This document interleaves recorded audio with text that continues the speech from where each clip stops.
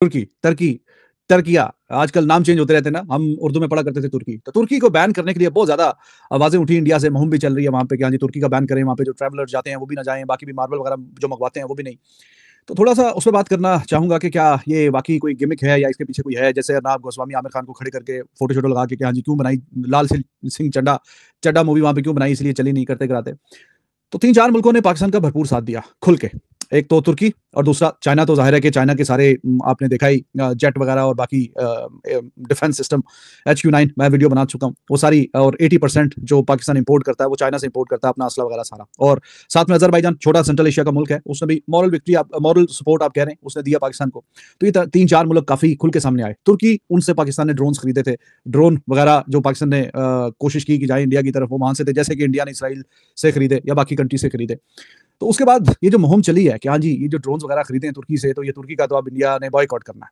तो देखिए, ये खाली क्या गिमिक है या इसके पीछे कोई है, कोई बात नहीं करते-कराते। अब चाइना जो है वो 80% जैसे मैंने आपको बताया पाकिस्तान असला चाइना से लेता है। और चाइना का और इंडिया का जो ट्रेड का हुजम है, वो $114 बिलियन जो है उसका खाली-खाली इंडिया जो है वो इम्पोर्ट करता है। एक्सपोर्ट $14 बिलियन का, 127 $28 बिलियन का उनका आपस में ट्रेड है। बाकी भी मसले-मसाइल हैं। चाइना ने तो बल्कि खुल के सपोर्ट किया ना पाकिस्तान को, उन्होंने बोला कि पाकिस्तान पे कोई ऐसी-वैसी बात होगी, सॉवरेनिटी का खतरा होगा तो हम खुल के सामने आएँगे। और खुल के कैसे सामने आना होता है, उन्होंने सारे अपना असला वगैरह भी दिए, अपने जहाज़ वगैरह भी दिए, कुछ हमने खरीदे, कुछ उन्होंने दोस्ती यारी में, भाईचारे में, व्हाटएवर यू वांट टू से, उसमें दिए। और दोनों मिलके आगे भी काम-शाम कर रहे हैं। बल्कि उन्होंने तो पिछले दिनों वो देखिए इंडिया के जो कंट्रोल में इलाके हैं, जो उनके बॉर्डर एरिया पे अरुणाचल प्रदेश है, उसमें मतलब नाम-शाम भी चेंज कर दिए और भी बीच में पंगेबाजी वाली बात। तो उनकी ट्रेड पे वहाँ पे कोई बात नहीं हो रहा कि जी चाइना को बॉयकॉट किया जाए, कैसे किया जाए। और $100 बिलियन का ट्रेड डेफिसिट है चाइना के साथ। ट्रेड डेफिसिट क्या चीज़ है कि यानी आप जो एक्सपोर्ट कर रहे हैं, जो इंपोर्ट कर रहे हैं, उसके बीच में क्या ठीक है, बराबरी का है कि नहीं है, या कम है या ज़्यादा है। अमेरिका का भी आपको बताऊँगा। तो 2 जो बड़े ट्रेड पार्टनर हैं इंडिया के, वो सबसे ज़्यादा यूएसए है, उसके बाद चाइना है। ज़्यादा फ़र्क नहीं है, थोड़ा-थोड़ा ही फ़र्क है। यानी वो $132 बिलियन का चाइना 127 $28 बिलियन इंडिया और चाइना, और इंडिया और यूएसए 132। तो इतना ज़्यादा फ़र्क नहीं है। लेकिन चाइना से तो बहुत ज़्यादा है, मतलब वहाँ पे भी मैंने देखा कुछ पॉलिटिशियंस बोल रहे हैं कि जी $100 बिलियन का डेफिसिट, कि आप चीज़ें ज़्यादा मंगवा रहे हैं $114 बिलियन की, और भेज रहे हैं तकरीबन सिर्फ $14 बिलियन की वापस वहाँ पे आप एक्सपोर्ट कर रहे हैं। और जो इंपोर्ट कर रहे हैं वो बहुत ज़्यादा। ये मैं थोड़ा बीच में मिक्स कर जाता हूँ, इंपोर्ट एक्सपोर्ट। ज़ाहिर है कि जो आप अपने मुल्क में मंगवा रहे हैं वो इंपोर्ट है, और जो अपने मुल्क से चीज़ें भेज रहे हैं वो एक्सपोर्ट है। तो चाइना को ये जो भेजता है इंडिया, वो तकरीबन $14 बिलियन, और जो वहाँ से चीज़ें मंगवाता है वो $114 बिलियन। बिलियन का ट्रेड डेफिसिट है ये। फिर यूएसए के साथ इंडिया का अच्छा है, क्योंकि वहाँ पे ज़्यादा चीज़ें भेजते हैं, कम चीज़ें मंगवाते हैं। यूएसए $132 बिलियन, उसमें $86 बिलियन का एक्सपोर्ट है, यानी इंडिया $86 बिलियन की चीज़ें भेजता है वहाँ पे। बहुत अच्छी बात है। मंगवाता कितने की है? $45 बिलियन की। तो ये 41 बिलियन सरप्लस में है।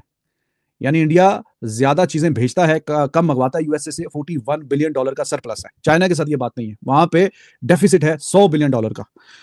और फिर तुर्की की बात कर लेते हैं, जिसकी बात हो रही है कि जी तुर्की को बैन किया जाए। तो तुर्की को तकरीबन $5.2 बिलियन की पूरा कोई ट्रेड का हुजम है दोनों के, जो इंडिया जो है एक्सपोर्ट करता है। $5.2 बिलियन की चीज़ें इंडिया भेजता है। मंगवाता कितने की है? 2.8 बिलियन की, यानी ऑलमोस्ट डबल जो है उसका डिफरेंस है कि ज़्यादा चीज़ें मंगवाता है, कम मंगवाता है, ज़्यादा भेजता है। एक्सपोर्ट 5.2 बिलियन है, इंपोर्ट 2.8 बिलियन है। तो यहाँ पे भी 2.4 बिलियन का प्लस है। ये सरप्लस में है ये काम इंडिया का। तो ट्रेड अगर कहीं न कहीं रुकती है, तो जैसे यूएसए के साथ या तुर्की के साथ, यहाँ पे मुनाफ़े का काम है, सौदा जो है वो प्रॉफ़िट वाला है। तो अब देखिए बात ये है कि चाइना और यूएसए की तरफ ऐसी कोई बात नहीं है। तुर्की जिसके साथ $8 बिलियन की ट्रेड है, और उसमें भी ज़्यादा फ़ायदा इंडिया का है, क्योंकि वो ज़्यादा चीज़ें भेज रहा है, कम चीज़ें मँगवा रहा है। तो ये बात अब चाइना के साथ क्यों नहीं हो रही? चाइना का मतलब इतना ज़्यादा, अब सबसे ज़्यादा दुनिया में, सबसे ज़्यादा कोई एक कंट्री है कि जिससे सबसे ज़्यादा आप चीज़ें मँगवाते हैं, तो वो चाइना है। सबसे ज़्यादा और कोई ऐसा कोई कंट्री नहीं है जो इंडिया जिससे सबसे ज़्यादा चीज़ें मँगवाता है। अब उसको डिटेल लंबी हो जाएगी, क्या-क्या चीज़ें मँगवाते हैं, क्या भेजते हैं, वो अब भरा हुआ इंटरनेट। मैं सिर्फ़ एक पॉइंट पे आना चाहता हूँ, और पॉइंट मैं आपके सामने रखूँगा। तो चाइना के साथ सबसे ज़्यादा $100 बिलियन, व्हिच इज़ मैसिव। हमें तो मतलब पाकिस्तानी को $100 बिलियन सुन के ज़रा एकदम चक्कर आ जाते हैं। हम तो IMF वैसे $1 बिलियन चलो लेके भी बड़ा हिसाब था, खैर वो तो एक अलग कोई कहानी है। तो यहाँ पे तो आवाज़ नहीं उठ रही। चाइना ने तो खुल्लम-खुल्ला मतलब असला भी दिया, सपोर्ट भी किया, मॉरल सपोर्ट, डिप्लोमेटिक सपोर्ट, सारा कुछ हिसाब-किताब।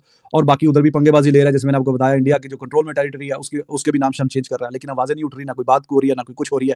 ये तुर्की पे सारी बात हो रही है। बल्कि यूएसए ने भी पाकिस्तान का ठीक-ठाक ही साथ दिया बीच में, जहाँ पे पाकिस्तान से 10 गुना बड़ी इकॉनमी और बड़ा मुल्क, और प्राइम मिनिस्टर मोदी इतनी बार यूएस से गए आए और ट्रंप के साथ साथ में खड़े होकर जब एक ही हैं, क्योंकि ये इंग्लैंड की कॉलोनी थी, United states of America.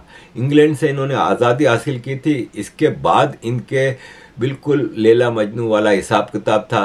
America being bigger country, more resourceful, more powerful, और technically, scientifically, military wise, economy wise America इतना बड़ा हो गया था कि इंग्लैंड इसका दुम छल्ला बना हुआ था। तो जब सेकेंड वर्ल्ड वार ख़त्म हुई तो डीकोलोनाइजेशन में इंग्लैंड और अमेरिका ने साथ मिल के पॉलिसीज़ बनाई थी। अब आप देखें अगर साउथ एशिया की, तो साउथ एशिया में सारे प्रॉब्लम जो हैं वो इंडिया के इंग्लैंड के छोड़े हुए हैं, क्योंकि वहाँ पे उन्होंने कई इश्यूज़ ऐसे छोड़ दिए कि ये आपस में लड़ते रहें, और इनकी सारी इकोनॉमी, इनकी सारी प्रोग्रेस है ना, वो फ़ौजें बनाने में, हथियार ख़रीदने में और इन चीज़ों में लगी रहें। फिर मिडिल ईस्ट में देखें तो मिडिल ईस्ट के सारे इश्यूज़ भी ब्रिटेन की गलत कार्यों की वजह से हुई। फिर चाइना में भी इन्होंने हांगकांग और इस टाइप के कई इश्यूज़ छोड़े। इसके अलावा चाइना को अमेरिका और इंग्लैंड ने इतना फ्री हैंड दिया कि चाइना एक शैतान बन के दुनिया में सामने आया। आप साइप्रस का मसला देखें तो साइप्रस भी ग्रीक और तुर्की के दरमियान जो मसला है वो भी इंग्लैंड का छोड़ा हुआ है। ऑटोमन एम्पायर को इतना ज़्यादा कर्जा दिया कि आखिर में ब्रिटेन ने ऑटोमन एम्पायर की पूरी कंट्रोल हासिल कर लिया था, ऑटोमन एम्पायर टूटने से पहले ही। और ऑटोमन एम्पायर की जो बजट और इकोनॉमिक पॉलिसीज़ होती थी वो बग़ैर ब्रिटिश के वो पॉलिसी नहीं बना सकते थे। तो ब्रिटेन का बड़ा किरदार रहा है दुनिया की सारी तबाही में अमेरिका के साथ मिल के। All problems in the world go back to the British. That's true in Pakistan, India, that's true in China, that's true throughout the Middle East, that's true here in Cyprus, because they were the most powerful empire for 200 years, and they left behind conflicts everywhere. You know, the disaster taking place in Palestine right now, one of the reasons is that between 1915 and 1917, the British promised the same territory to 3 different groups. So first, in the McMahon communications, the British promised it to the Arabs. You fight with us against the Turks, it's yours. Then they negotiated the Sykes-Picot Treaty to say to the French, it's yours. Then in the Balfour Declaration in 1917, they said it's a Jewish homeland. So the British promised 3 times land that wasn't even theirs. And they got a lot of nerve as far as I'm concerned. And now you need to disentangle all of this. But this is where the problems originate. अब अजीज दोस्तों, Donald Trump ने कहा है कि मैं telephone पे president Vladimir Putin से Monday को बात करूंगा, फिर इसके बाद में ये जो खतरनाक खून की जंग। हेलो दोस्तों, स्वागत है आप सभी का हमारे चैनल पर एक बार फिर से। दोस्तों हम बात करने जा रहे हैं भारत और टर्की के रिश्ते के बारे में, जहां पर अगर देखें तो दोस्तों दोनों ही देश के रिश्ते पूरी तरह से बिगड़ते हुए नजर आ रहे हैं। क्योंकि दोस्तों जिस तरह से टर्की ने पाकिस्तान को उसको युद्ध में साथ दिया, जिसके बाद में उन्होंने अपने ड्रोन्स या अपने जो हवाई जहाज थे वो सब वगैरह पाकिस्तान को उनकी मदद करने के लिए दिया, वो भी भारत पर आक्रमण करने के लिए। उसके बाद में टर्की को पूरी तरह से साइडलाइन किया जा रहा है भारत के द्वारा। क्योंकि दोस्तों कोई भी देश हो, चाहे कोई भी लोग हो, अगर किसी भी देश के खिलाफ जाकर काम करने की कोशिश करेंगे, ऊपर से आप उसी के यहाँ से सबसे ज़्यादा पैसा कमा रहे हो, तो आपके ऊपर एक्शन लेना लाजमी है। क्योंकि दोस्तों जिस तरह से टर्की ने भारत के साथ विश्वासघात किया और भारत के खिलाफ जाकर, भारत की सेना के खिलाफ जाकर उन्होंने अपने यहाँ के जो ड्रोन्स वगैरह थे, जो भी उनके एयर स्पेस के फाइटर जेट थे, वो सब उन्होंने पाकिस्तान को युद्ध में इस्तेमाल करने के लिए दिए। और जिसके बाद में देखा जाए तो इस टाइम तुर्की की हालत बुरी तरह हो चुकी है। क्योंकि दोस्तों जिस तरह से भारत अभी एक्शन लेने के मूड में जा चुका है पर तुर्की के खिलाफ, वो तुर्की को अब आने वाले टाइम में पता चलेगा। क्योंकि दोस्तों टर्की का बहुत सारा रेवेन्यू भारत के टूरिज्म पर भी निर्भर करता है, क्योंकि भारत से बहुत सारे लोग वहाँ पर जाते हैं और टर्की को इसमें बहुत अच्छी खासी आमदनी होती है। लेकिन टर्की ने इस बारे में न सोचते हुए पाकिस्तान के बारे में सोचा, तो अब टर्की के लोग ही इनको बताएंगे कि किस तरीके से इनके तरफ से जो फैसले लिए गए थे वो कितने गलत थे। तो दोस्तों आगे देखते हैं वीडियो में क्या होता है। 4 शहर शामिल थे, मिसाइल हमले हुए। उसी दिन को एक डॉग फाइट हुई जिसमें पाकिस्तान ने भारत के त्यारे गिराए, लेकिन पाकिस्तान भारत के अंदर, मेनलैंड भारत में अपने मुल्क के अंदर होने वाले मिसाइल हमलों का जवाब नहीं दे सका।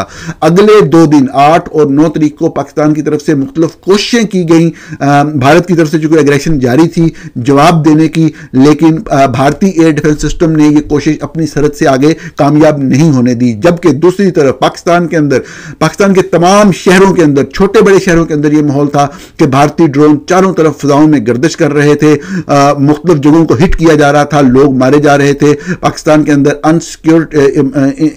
इनसिक्योरिटी की और इस तरह की सूरत हाल थी कि नाकाबिले बयान है। 1971 के बाद पहली मरतबा इस तरह के मनाज़र देखने को मिले। 10 तारीख को एक मरतबा फिर भारत ने पाकिस्तान की जो फिजाई बेसिस थी उनको निशाना बनाया, जिसके जवाब में पाकिस्तान ने भी भारत के अंदर अपने हदूद में रहते हुए चंद हमले किए। भारत ने भी जो स्ट्राइक की थी वो अपनी हदूद में रहते हुए की थी, जो पाकिस्तान ने की वो भी अपनी हदूद में रहते हुए की। पाकिस्तान ने जो 26 जगहों को टारगेट किया, उस हवाले से कोई भी जो नुकसान पहुंचा किसी स्ट्रेटेजिकल एसेट को, इस चीज़ का कोई भी शवाहिद सामने मौजूद नहीं है। इसी अटैक को जवाब बनाकर बाद लोग कहते हैं पाकिस्तान के अंदर के मुंह तोड़ जवाब दे दिया। मैं मुसलसल ये रिपोर्ट कर रहा हूं कि ऐसी कोई बात नहीं है मुंह तोड़ जवाब देने वाली, और इस चीज़ को गलत तौर पर बयान करके अपने ही लोगों को बेवकूफ़ नहीं बनाया जाए चाहिए। हमें हकाइक का इल्म होना चाहिए ताकि हम अपने आइंदा के फैसले जो है वो हकाइक पर मबनी रहकर कर सके, झूठ की बुनियाद पर ना करें, क्योंकि झूठ की बुनियाद पर किए गए कोई भी फैसले जो है वो कमजोर होते हैं, हमारे अपने लिए नुकसानदेह होते हैं। ये हुब्बल वतनी नहीं, ये पाकिस्तान दुश्मनी है कि आप लोगों को झूठ बताएं। सबसे बड़ा नुकसान यह हुआ कि जब पाकिस्तान ने जो भारत के अंदर जाके कुछ जगहों पर बम गिराए जिनसे उनका कोई स्ट्रेटेजिकल एसेट तो हिट नहीं हुआ, लेकिन उसके बाद जो एक कॉल डीजीएमओ के दरमियान हुई और सीज फायर के ऊपर इत्तेफाक हुआ कि चंद घंटे के बाद या 1.5 घंटे के बाद हम करते। तो दोस्तों आपने देखा पाकिस्तान मीडिया के रिएक्शन देखने के बाद आपको साफ साफ पता लग रहा होगा किस तरह से पाकिस्तानी मीडिया कह रहा है कि भारत और पाकिस्तान के बीच जो भी हुआ उसको लेकर भारत ने हर जगह से लोगों को बैन करना शुरू कर दिया है। क्योंकि दोस्तों जो भारत का ये फैसला इसलिए भी ज़रूरी है क्योंकि दोस्तों जो लोग भारत के साथ नहीं है तो उनको हमारा देश क्यों कमा कर दे या फिर उनकी जो चीज़ें हैं उनको क्यों इस्तेमाल करें। ये सब दोस्तों देखा जाए तो भारत को बहुत पहले कर देना चाहिए था कि इन चीज़ों के ऊपर अमल करना, लेकिन भारत ने थोड़ा लेट शुरू किया। लेकिन आखिरकार भारत की गवर्नमेंट ने ये सब चीज़ें चालू कर दी हैं कि अब इन चीज़ों पर एक्शन लेना चालू हो गया है। जिस तरह से टर्की के ऊपर लिया जा रहा है और अजरबैजान के ऊपर किया जा रहा है, क्योंकि टर्की के ऊपर अगर देखा जाए तो टर्की के यहाँ से काफ़ी ज़्यादा एप्पल का निर्यात होता है, लगभग 1000 करोड़ से लेकर 1500 करोड़ तक के बीच का, जो अब पूरी तरह से बंद कर दिया है। क्योंकि यहाँ के व्यापारियों ने भी साफ साफ मना कर दिया है वहाँ के जो प्रोडक्ट है उनको यूज़ करने के लिए, वहाँ के फ्रूट्स वगैरह जो भी आता है सबको बंद करने के लिए। आने वाले टाइम में टर्की को बहुत ज़्यादा नुकसान होने वाला है। हालांकि दोस्तों सभी को पता है कि ये चीज़ें ज़्यादा लंबी तो नहीं चल पाएंगी, लेकिन अभी आने वाले कुछ दिनों के लिए तो ये बैन्स कम से कम लगे रहेंगे, और ताकि सामने वाले देश को पता चल सके कि आप किस देश के खिलाफ जाकर, उनकी सेना के खिलाफ जाकर लड़ने की कोशिश कर रहे हो, कहाँ के जिन लोगों से आप पैसा कमा रहे हैं आप उन्हीं लोगों को मारने की कोशिश कर रहे हैं। तो इस वजह से टर्की को ये सबक सिखाना भी भारत सरकार के द्वारा बहुत ज़रूरी है। क्योंकि दोस्तों भारत के लोग काफ़ी ज़्यादा टर्की में जाते हैं टूरिज़्म के लिए, अजरबैजान में, लेकिन दोस्तों वहीं अब भारत के लोगों ने साफ साफ इनको बाइकआउट करने का फैसला कर लिया है। तो दोस्तों कैसी लगी है आज की हमारी वीडियो, हमें कमेंट करके जरूर बताएं। हमारे चैनल को लाइक एंड सब्सक्राइब जरूर करें ताकि आपको हमारे साथ बना रहे। धन्यवाद।